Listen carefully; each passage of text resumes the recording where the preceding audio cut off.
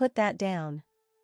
Ethan Walker's voice cut through the quiet kitchen, low and sharp enough to stop Claire Bennett cold. She stood beside the sink with a damp dish towel in one hand and an old blue coffee mug in the other. Morning light came through the blinds in thin gold lines. The house was still. No cartoons. No little feet running down the hall. Just the hum of the refrigerator and the sound of Ethan breathing near the front door. Claire slowly turned around. Her hair was tied back. She wore a plain white shirt, faded jeans, and yellow rubber gloves that looked completely wrong on a woman who usually walked into rooms where people stood up when she entered. Ethan looked at the clean counter. The folded towels. The lunchbox packed for Sophie. Then his eyes went back to the mug in Claire's hand. I said put it down. Claire did. Carefully. I wasn't trying to. How did you get in here? She looked toward the small key on the counter. Ethan's face changed. Not angry. Worse. Hurt. You've been coming here. Claire swallowed. Ethan, I can explain. How long? She didn't answer fast enough. He looked around his own kitchen like he was seeing it for the first time. The wiped stove. The swept floor. The laundry folded on the chair. 3 weeks of little things he had blamed on Sophie getting more responsible. 3 weeks of coffee appearing in the pot before he came home from the night shift. 3 weeks of wondering why the place somehow felt easier to breathe in. He looked back at Claire. 3 weeks. She nodded. He let out one short breath. You clean your own place like this? Claire almost smiled, but she knew better. No. Of course not. That one landed. Because Ethan still didn't know the whole truth. He didn't know Claire Bennett had a penthouse 20 miles away, 2 assistants, a housekeeper, a driver, and a company with her last name on the building. He didn't know the woman standing in his kitchen could have paid someone to clean this house every day for the next 50 years. And he definitely didn't know why she had been doing it herself. If stories about ordinary people, second chances, and the kind of family you cannot buy mean something to you, take a second and subscribe to the channel, because this one starts with a secret, but it is really about what happens when someone who is everything realizes what she has been missing. 3 weeks earlier, Claire had never been inside Ethan Walker's house. She barely knew his name. To her, he was just the maintenance guy who showed up at Bennett home and living after 6 on a Thursday evening because half the executive floor had lost power. Ethan arrived in an old gray pickup with a toolbox in the back and a coffee that looked like it had been reheated twice. He was 39, tired, polite, and not impressed by anything. Claire noticed that right away. Everyone else in the building watched her face when they spoke. Ethan watched the breaker panel. How bad is it? She asked. Depends. On what? He glanced at her. On whether somebody ignored a warning light for 6 months. Claire crossed her arms. That sounds specific. Usually is. She almost laughed. Nobody talked to her like that. Then his phone rang. He looked at the screen and answered immediately. Hey, sophomore, a small voice came through the speaker. Daddy, are we still making pancakes? Ethan checked the clock. Yeah. I might be late. How late? Not bedtime late. Promise. Ethan smiled for the first time. Promise. Claire stood there, silent. She had heard men promise investors millions of dollars with less care in their voice. Ethan hung up and went back to work. Your daughter? She asked. 8 years old. Runs the house. Sounds powerful. Terrifying. Claire smiled. Then Ethan looked at her, really looked at her, and said, You look like you could use dinner more than another meeting. She blinked. Excuse me. He shrugged. You've been staring at the same vending machine sandwich for 10 minutes. Claire looked down at the plastic-wrapped sandwich in her hand. For some reason, she felt embarrassed. Ethan tightened one last screw. We're making pancakes. If you're still here when I'm done, you can come. Claire thought he was joking. He wasn't. And that was the first time in years someone invited Claire Bennett somewhere without knowing what her name could do for them. Claire almost said no. She had 3 emails waiting, a quarterly report open on her laptop, and a dinner reservation she had already cancelled twice. But Ethan was standing there with one hand on his toolbox, waiting like the answer did not matter that much. That made it matter more. Pancakes, she asked. Very serious pancakes, Ethan said. My daughter has standards. Claire looked toward the dark windows of the office. Most of the executive floor had emptied out. The city lights below looked cold and far away. All right, she said. For 1 hour. Ethan nodded. That is probably longer than the pancakes deserve. 40 minutes later, Claire followed his old pickup through a quiet neighborhood on the edge of town. The houses were small, close together, and mostly dark except for porch lights and kitchen windows. Ethan pulled into the driveway of a modest 2-story house with faded blue siding and a basketball hoop that leaned slightly to the left. Before Claire had even closed her car door, the front door opened. A little girl in purple socks ran outside. Daddy.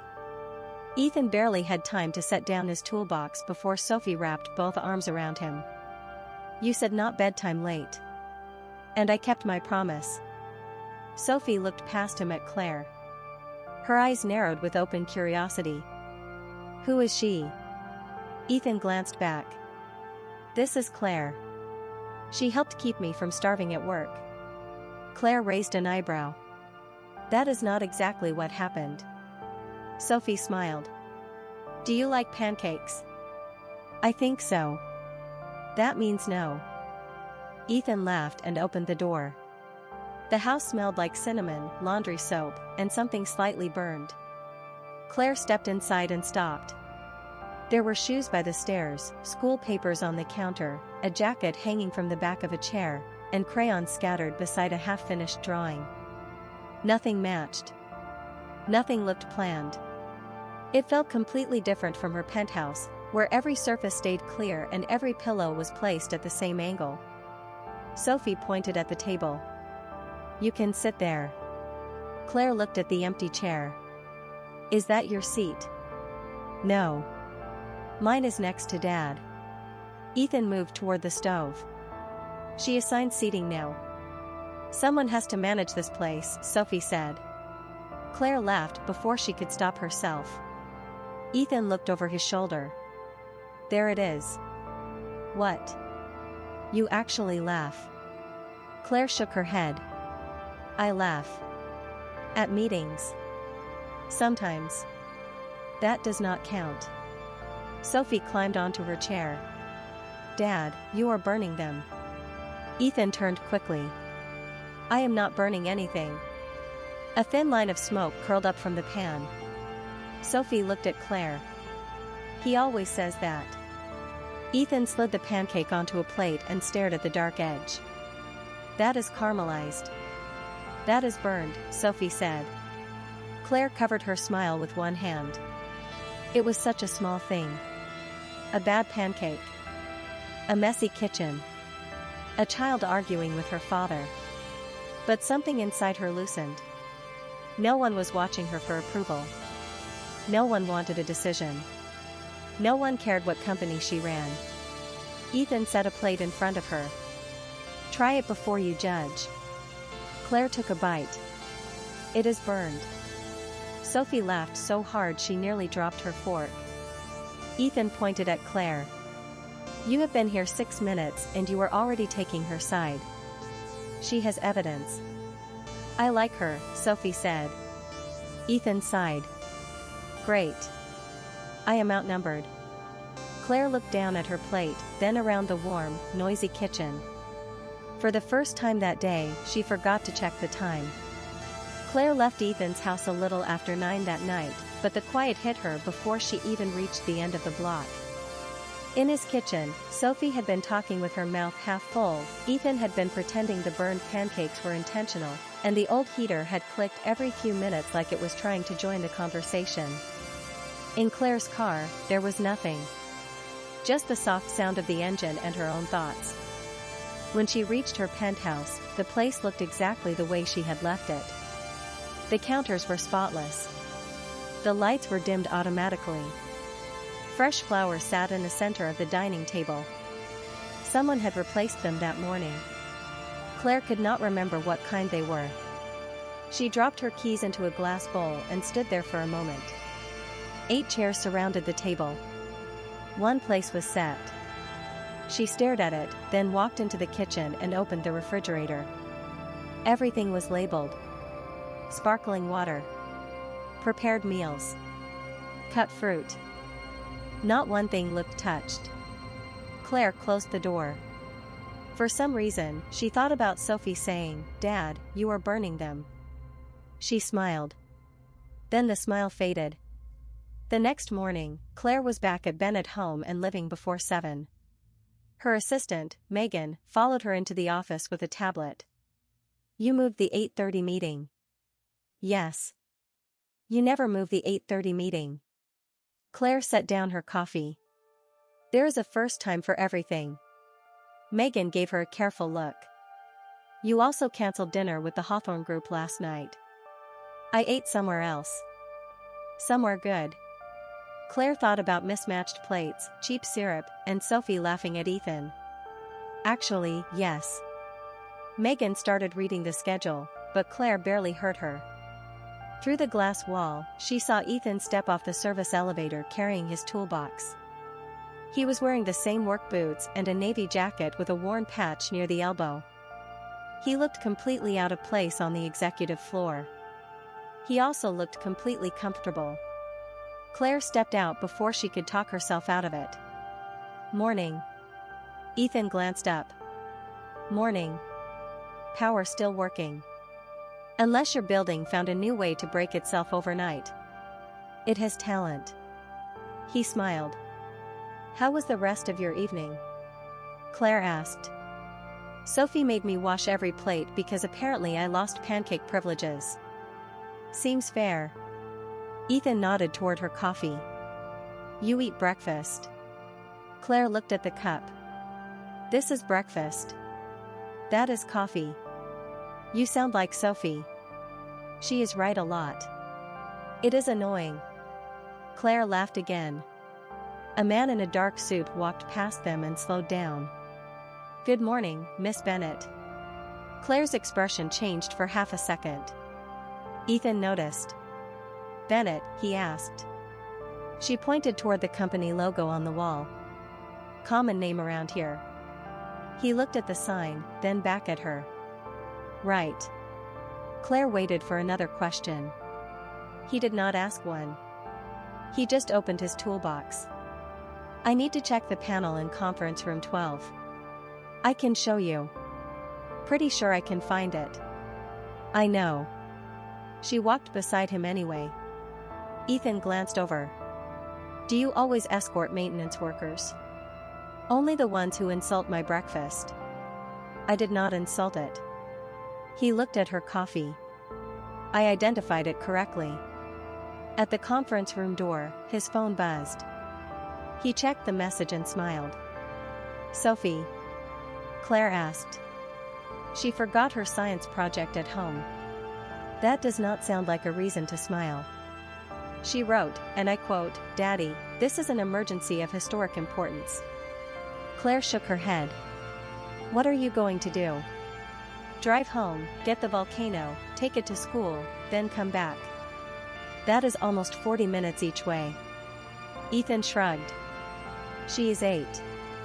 Right now, I am still the guy who can fix things." He picked up his toolbox. "I know that does not last forever." Claire watched him walk toward the elevator. He had no idea who she really was. But for the first time in a very long time, Claire was not sure she wanted him to know. By Thursday, Claire had started finding reasons to be on the lower floors of the building. She told herself it was because the facilities team was behind on upgrades. She told herself she wanted to understand how the building actually worked. Megan did not believe either excuse. You have walked past the maintenance office 3 times today, she said. Claire kept her eyes on the report in front of her. Have I? Yes. That seems inefficient. Megan smiled. Very. Claire gave her a look, and Megan wisely left the office. An hour later, Claire found Ethan near the loading area, replacing a damaged light fixture. He was standing on a 6-foot ladder with a screwdriver between his fingers. You know there are people whose job it is to check on this stuff, he said without looking down.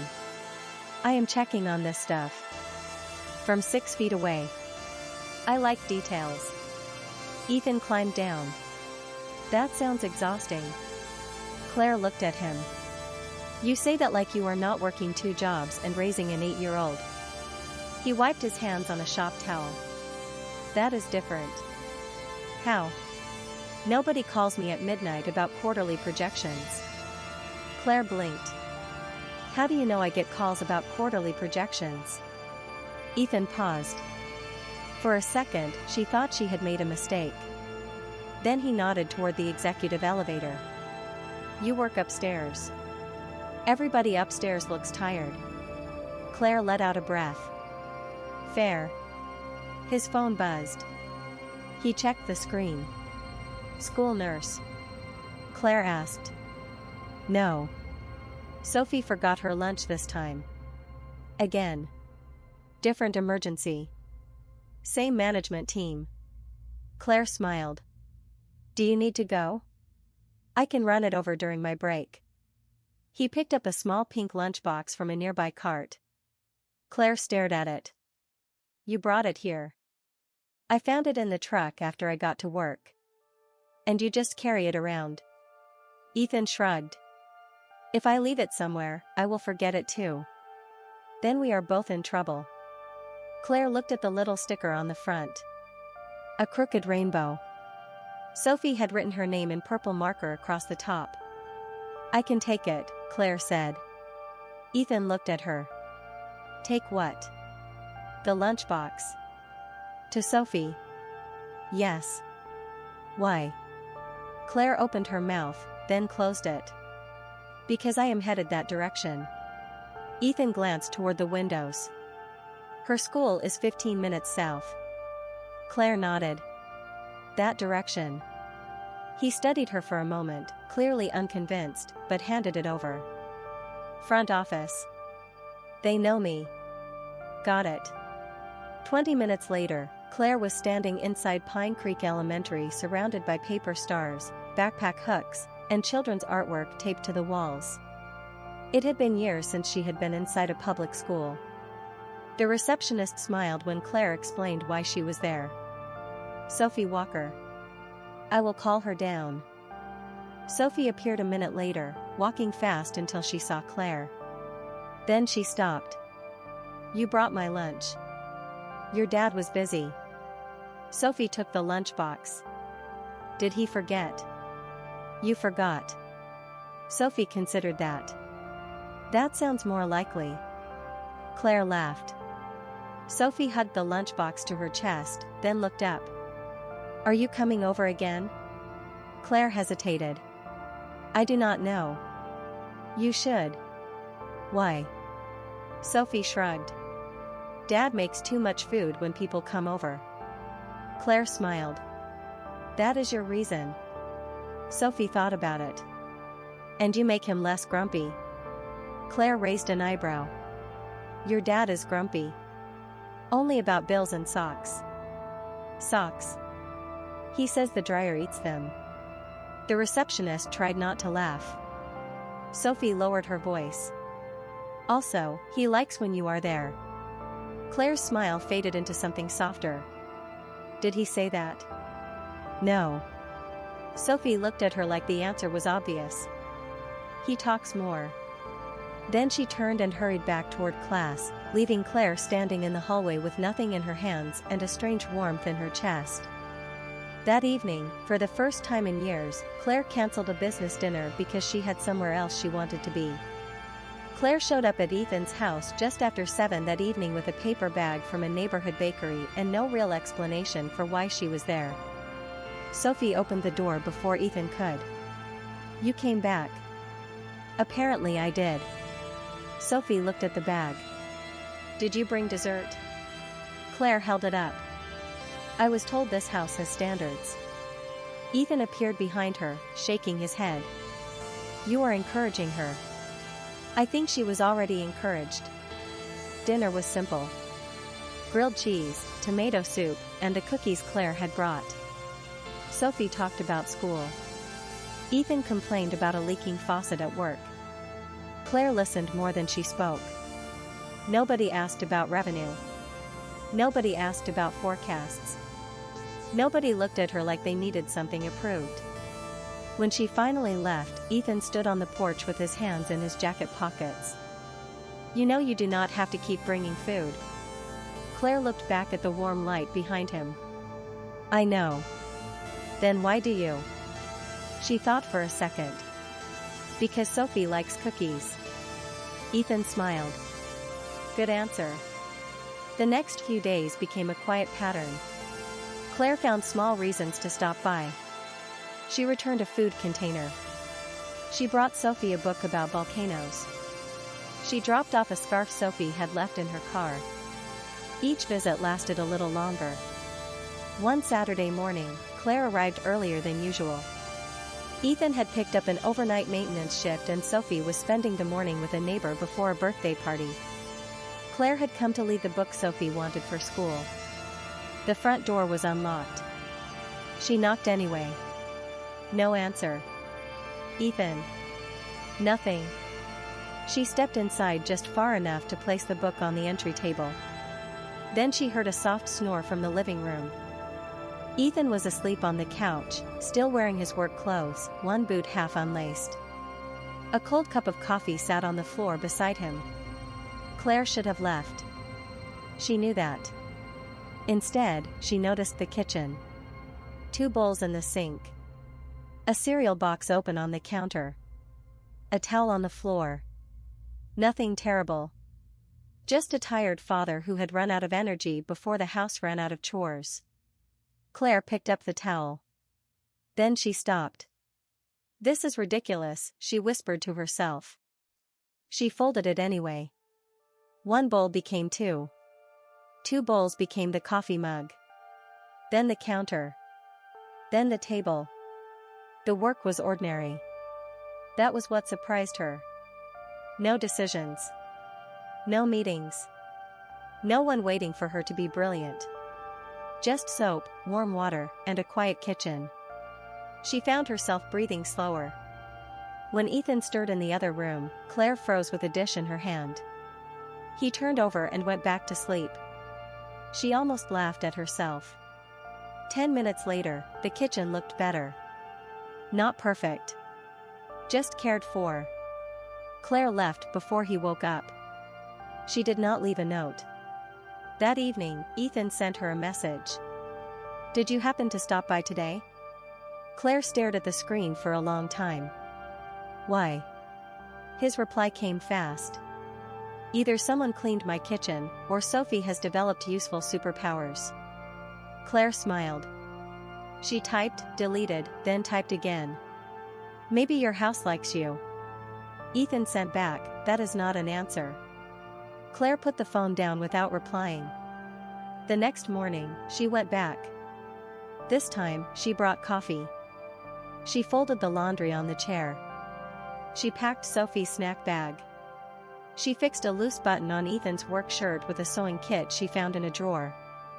By the end of the week, it had become something she never planned. A secret morning ritual. And every time Claire returned to her spotless penthouse afterward, it felt a little less like home.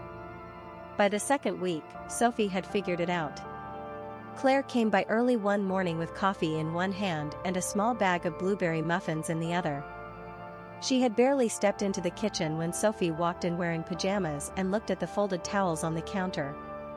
Then she looked at Claire. It is you. Claire stopped. What is me? Sophie pointed toward the clean sink. The cleaning ghost. Claire tried not to smile.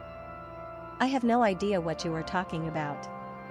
Sophie crossed her arms in a way that looked exactly like Ethan. Dad thinks the house is fixing itself. That sounds convenient. He is not that dumb. Claire put the muffins down. Good to know. Sophie climbed onto a chair and watched her. Why do you do it? That question was harder. Claire picked up a dish towel, folded it once, then unfolded it. I do not know. Sophie frowned. You do not like cleaning? Not really. Then why? Claire leaned against the counter. For once, there was no meeting waiting for her. No assistant standing nearby. No safe answer she could give. When I was your age, my house was always clean. Sophie looked around. Cleaner than this. Claire laughed softly. A lot cleaner. Wow. We had people who did everything. Cooking. Laundry. Cleaning. Whatever needed to be done. Sophie reached for a muffin. That sounds nice. Claire nodded. It was. Then she paused. But my parents were almost never home. Sophie stopped peeling the paper from the muffin. Claire looked toward the window. My father traveled all the time. My mother did too. There were always people in the house, but it still felt quiet. Like your apartment? Sophie asked. Claire looked back at her. How do you know my apartment is quiet? Sophie shrugged. You look like you live somewhere quiet. Claire laughed, but her eyes stung a little. You are 8 years old. You are not supposed to notice things like that. Dad says I notice too much. He is right. Sophie took a bite of muffin. Do you eat dinner alone? Claire thought about the long table in her penthouse. One plate. One glass. One chair pulled out. Most nights. Sophie made a face. That is sad. It is peaceful. That is what adults say when something is sad. Claire stared at her. Then she laughed so suddenly that Sophie started laughing too. A minute later, the kitchen settled again. Claire picked up a lunch container and started packing Sophie's snack. I think I like it here because nobody cares what I do for work. Sophie nodded. I do not even know what you do. Exactly. Do you sell stuff? Kind of. Is it boring? Claire smiled. Sometimes. Sophie watched her place apple slices into the container. Dad likes you. Claire looked up. Sophie.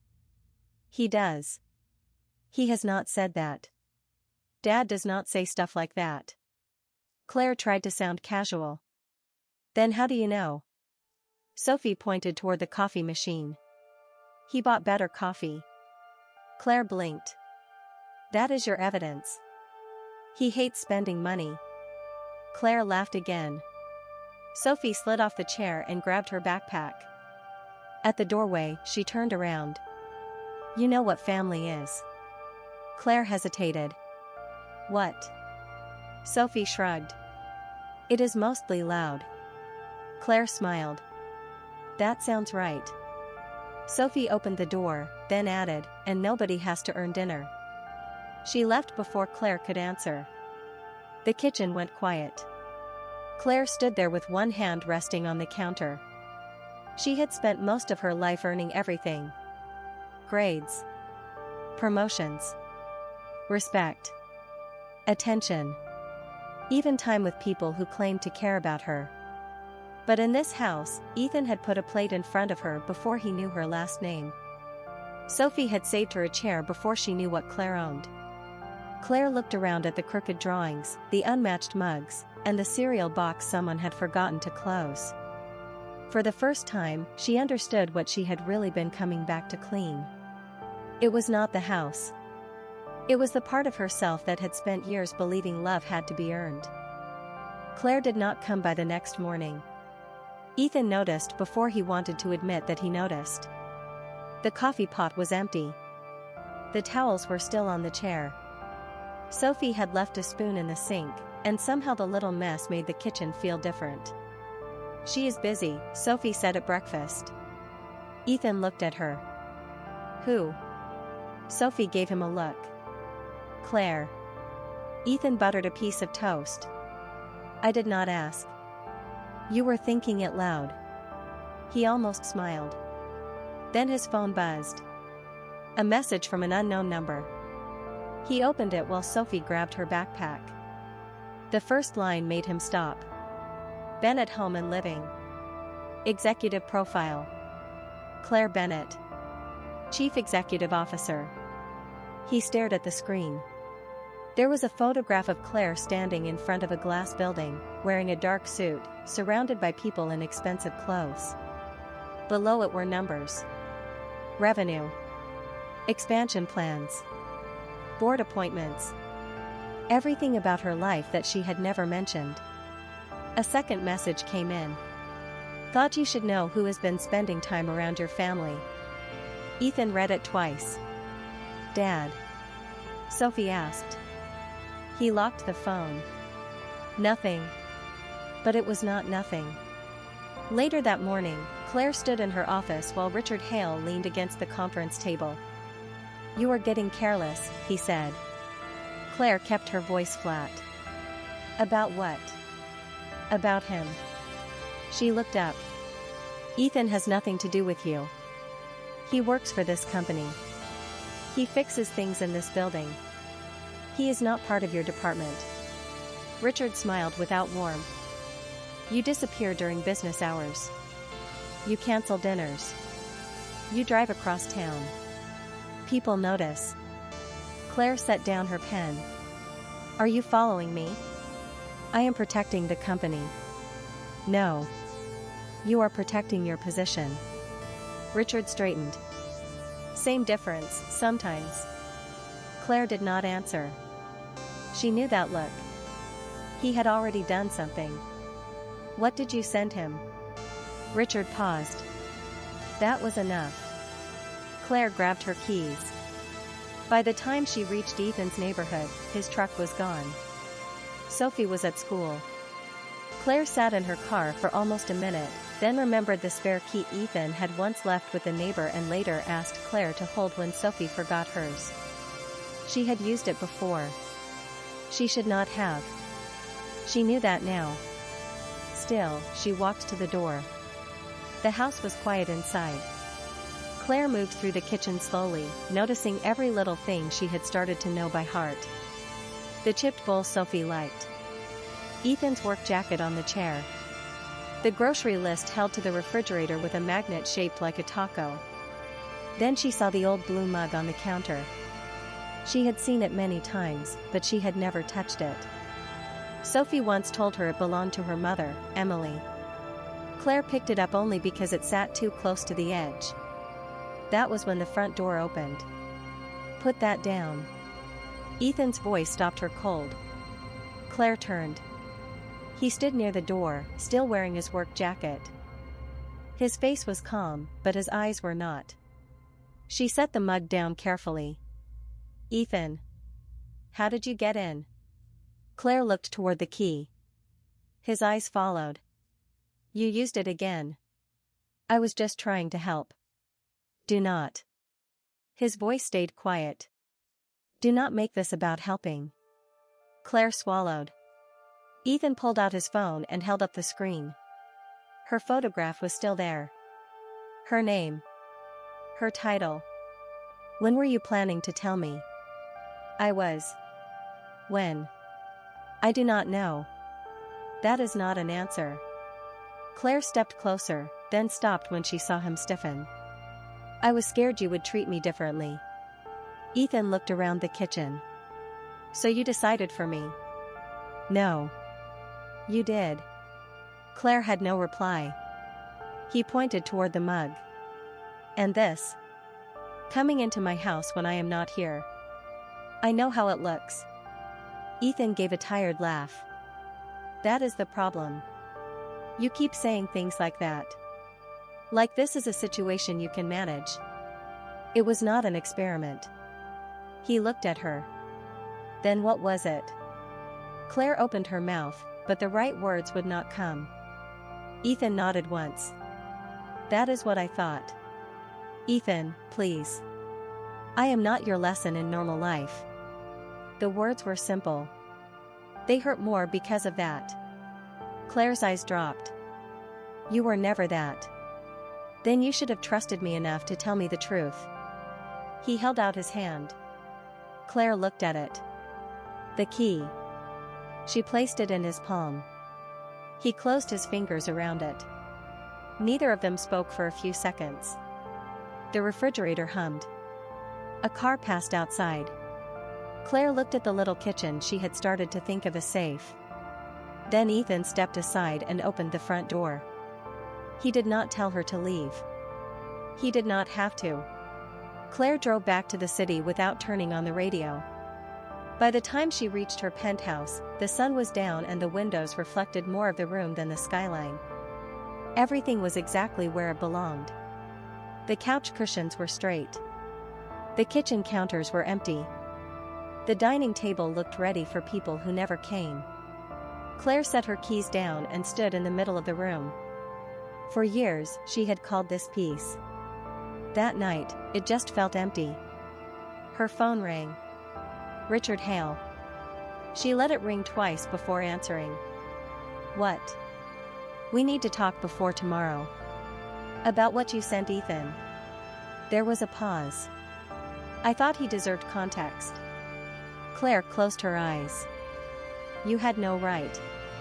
I had every right. You are the chief executive officer of this company. You cannot disappear every morning and build your personal life around a maintenance employee without people asking questions. Claire looked toward the untouched dining table. He is not a maintenance employee to me. That is exactly the problem. Claire said nothing. Richard continued.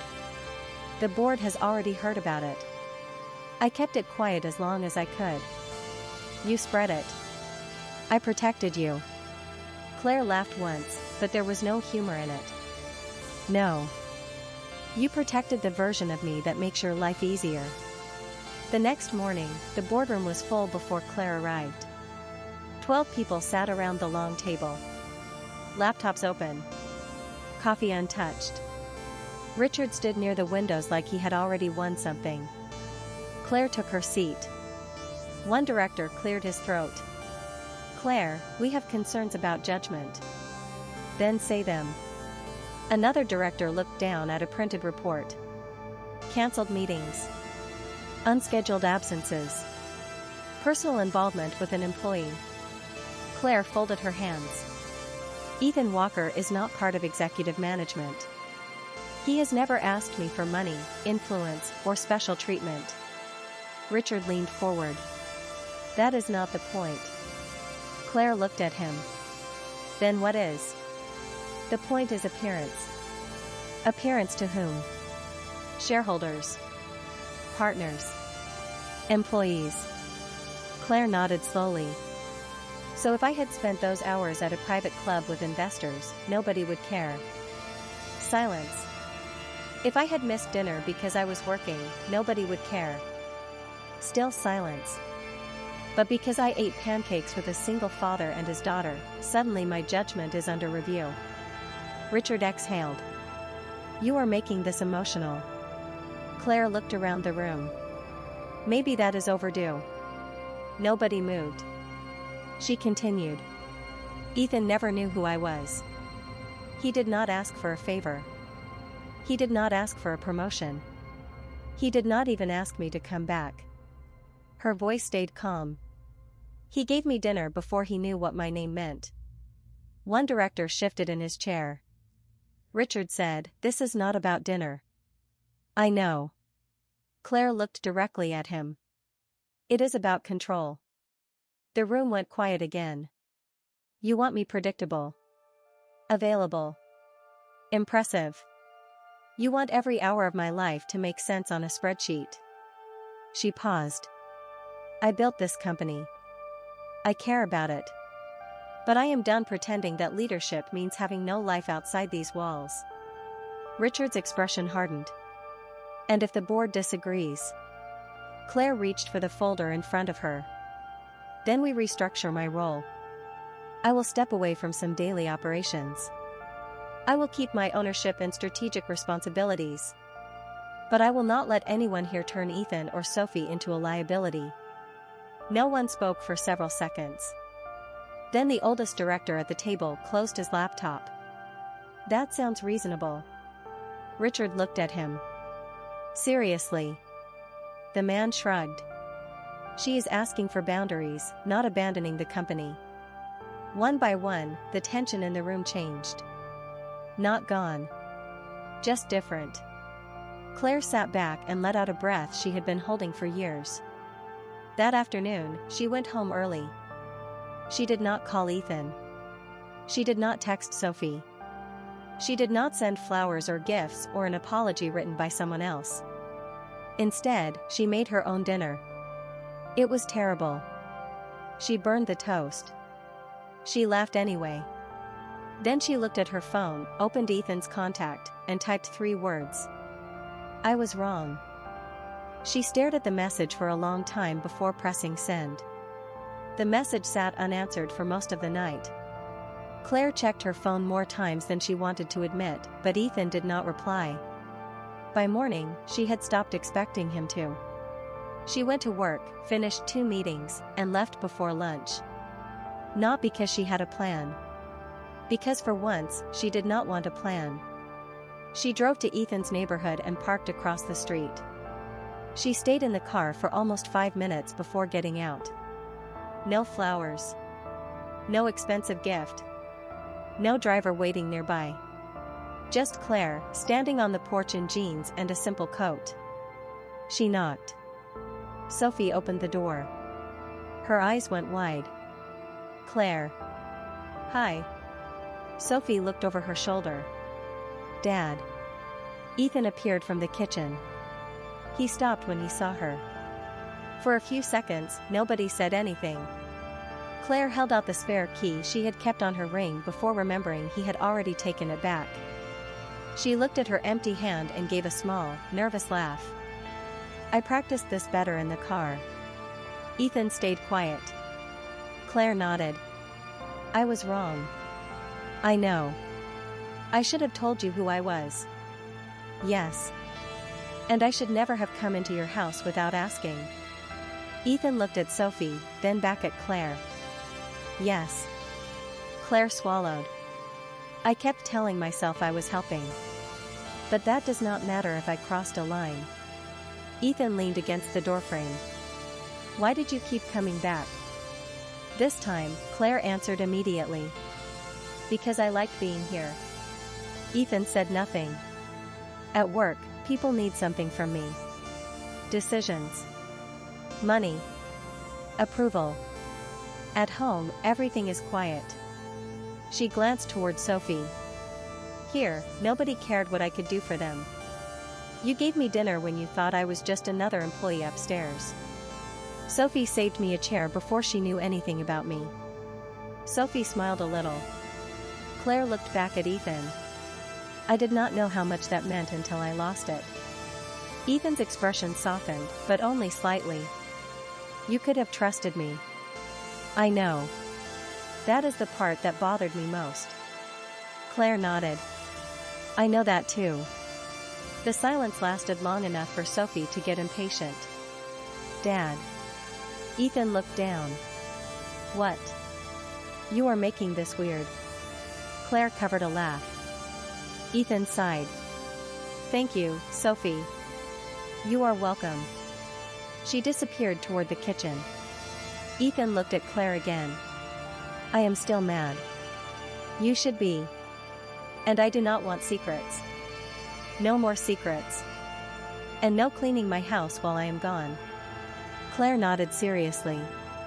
That one might be difficult. Ethan almost smiled. Claire. Fine. Sophie called from the kitchen. Are we eating or having feelings all day? Ethan closed his eyes for a second. Claire laughed. Then Ethan stepped back and opened the door wider. Come in. Claire did. That evening, they made pancakes again. Ethan burned the first batch. Sophie complained. Claire tried to help and made one shaped like something nobody could identify. They ate it anyway. After dinner, Sophie carried her plate to the sink. Claire reached for it. Sophie pulled it away. Family rule. Claire raised an eyebrow. What family rule? Sophie handed her a dish towel. Everybody cleans.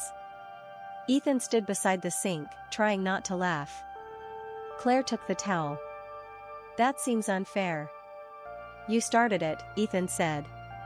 Claire looked around the kitchen. The counter was messy. The floor needed sweeping. Someone had left syrup open. The old blue mug still sat safely on its shelf, exactly where it belonged. Claire smiled. For anyone listening who believes second chances can start with something as small as an apology, a shared meal, or one honest conversation, leaving a like, a comment, or subscribing helps more stories like this find people who need them. Sophie bumped Claire gently with her elbow. You missed a spot. Claire looked at the plate in her hand. I am a chief executive officer. Sophie shrugged. Not in this kitchen. Ethan laughed. Claire did too. And standing there between a tired single father and an 8-year-old girl who had never cared about her title, Claire finally understood something simple. A home was not the place where everything stayed perfect. It was the place where people made room for your mistakes, told you the truth, and still opened the door when you came back ready to do better.